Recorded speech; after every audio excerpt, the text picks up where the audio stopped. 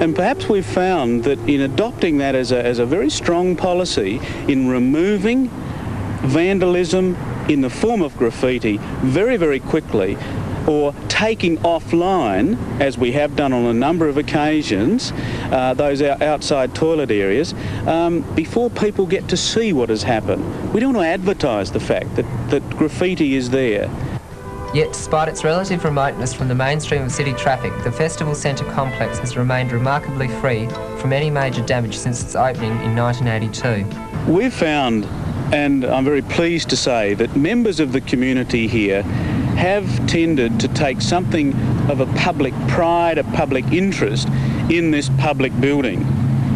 It is a complex that does belong to the people of this community, and we've had a number of occasions where people will ring us the following day and say, hey, we feel that you should be looking out for two youngsters, 13, 14 years of age, one with a red shirt, one with a blue shirt, jeans, sneakers, those sorts of things, as to having noticed them hovering within the vicinity of the building the day before or the evening before. And in contrast with most other sectors of the community, the festival centre seems to enjoy the public protection.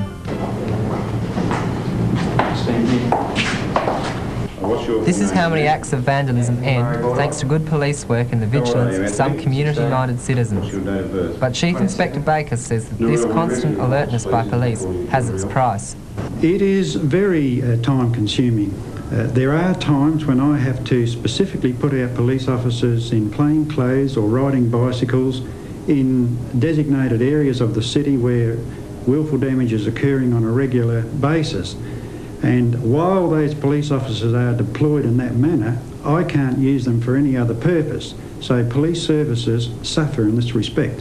So to prevent this happening, we need public support.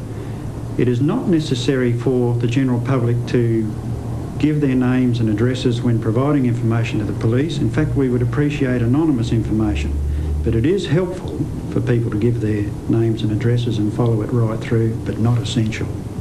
But the phone calls came too late to save this 104-year-old North Adelaide church recently, when a taxi driver in his late 20s went on a senseless rampage of sacrilege. Pews were ripped from the floor and the century-old lead light windows were smashed, while the state's oldest pipe organ suffered severe damage only months after $20,000 was spent on its restoration. By the time local residents were awakened by the noise and had alerted the police, it was too late. Following his arrest, the 28-year-old taxi driver was admitted to a psychiatric hospital. And so the destruction continues. To date, even increased penalties don't appear to have had any marked deterrent effect. What then are the answers to the problem? Should the emphasis be on prevention rather than penalties? Well, I think the cry of youth everywhere would be that they haven't got enough to do, there's not enough interesting things to do, and I don't think Port Pirie would be unusual in that situation. But I think if we can encourage our young people to, again, I keep coming back to the sense of belonging, to belong to a sporting club, to belong to a service club, to have hobbies, to have interests, to occupy their time. I think if we as a community and schools as well, as part of that community, can foster our young people's interest in those sorts of activities so that they do have a sense of belonging, a sense of purpose, I think that will reduce acts of vandalism. I guess another thing I would add is that where vandalism does occur, where crimes of vandalism do occur, as well as obviously hopefully the family talking to the child, I would like to see an increase of the sorts of penalties, or more to the point consequences, that have been used just recently, where the offender is made to try and repair or produce some sort of compensation for the act of vandalism that they've committed.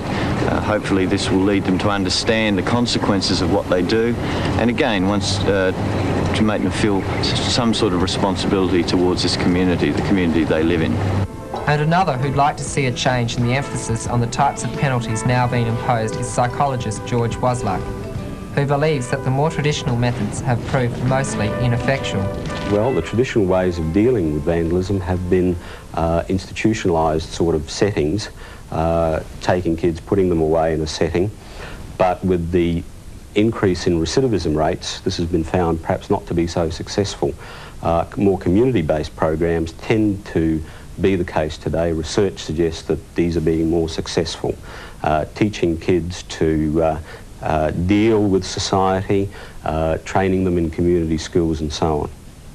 So there you have it, a brief look at the silent crime and what makes vandals tick. In the short time available to us, we've barely scratched the surface of this very important subject and probably have prompted more questions than we've provided answers.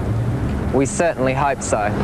In 1985, the South Australian government reacted dramatically to the continuing upsurge in vandalism by introducing tougher penalties under the new Summary Offences Act.